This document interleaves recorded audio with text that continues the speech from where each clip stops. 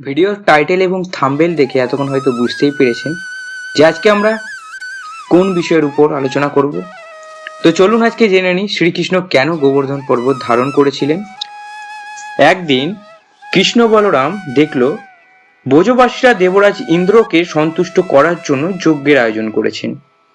তখন শ্রীকৃষ্ণ শিশুর মতো তার পিতাকে জিজ্ঞেস করলেন, হে পিতা, এটা কোন যজ্ঞের আয়োজন করা হচ্ছে? নন্দ মহারাজ তখন উত্তর দিলেন, কৃষ্ণ, এই যে যজ্ঞ আয়োজন করা হচ্ছে তা প্রচলিত প্রথা। যেহেতু ইন্দ্রের কৃপাতে বৃষ্টি হয় এবং জীবন ধারণের জন্য জল প্রয়োজন, তাই ইন্দ্রের পূজা করা আমাদের কর্তব্য। তখন কৃষ্ণ বললেন, হে পিতা, আপনারা যে উদ্দেশ্যে এই আয়োজন করেছেন তা তো ভগবানও আপনাকে দিতে পারে।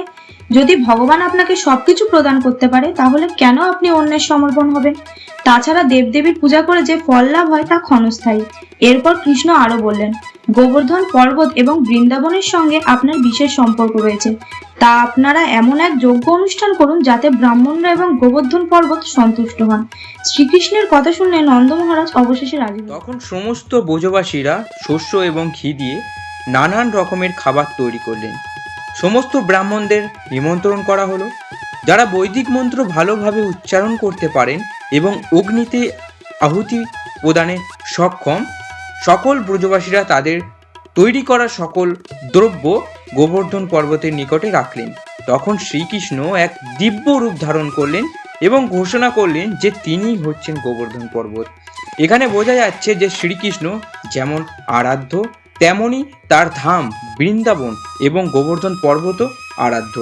এরপর গোবর্ধন পর্বত রূপে শ্রীকৃষ্ণ ব্রজবাসীদের নৈবেদ্য ভোজন করতে লাগলেন। ইন্দ্র জানতে পারলেন যে শ্রীকৃষ্ণ সবাইকে তার যজ্ঞ অনুষ্ঠান করতে নিষেধ করেছেন। তখন তিনি অত্যন্ত ক্রুদ্ধ হন। ইন্দ্র যখন সমর্থক নামের মেঘকে আদেশ দিলেন বৃন্দাবনের উপর প্রবল বৃষ্টি ঝরাতে, ইন্দ্র তার পদের অহংকারে ভগবানের প্রতিদ্বন্দ্বিতা করতে চেয়েছিলেন। প্রবল বর্ষণে বৃন্দাবনের সব জায়গা জলে ডুবে যেতে লাগলো। তখন বৃন্দাবনের সমস্ত অধিবাসীরা শ্রীকৃষ্ণের কাছে প্রার্থনা করতে লাগলো, হে কৃষ্ণ, তুমি সর্বশক্তিমান, কৃপা করে তুমি আমাদের রক্ষা করো। ব্রজবাসীদের প্রার্থনা শুনে কৃষ্ণ সবাইকে গোবর্ধন পর্বতের কাছে যেতে বললেন। তখন কৃষ্ণ তার বাম হাতের কনিষ্ঠ আঙুল দিয়ে গোবর্ধন পর্বত তুলে ধরলেন, যেমন করে একটি শিশু মাটি থেকে ব্যাঙের ছাতা তুলে ধরে। তখন শ্রীকৃষ্ণ সবাইকে বললেন, হে ব্রজবাসীগণ, তোমরা নিশ্চিন্তে এই গোবর্ধন পর্বতের নিচে এসে দাঁড়াও। এই গোবর্ধন পর্বত আমাদের রক্ষা করবে।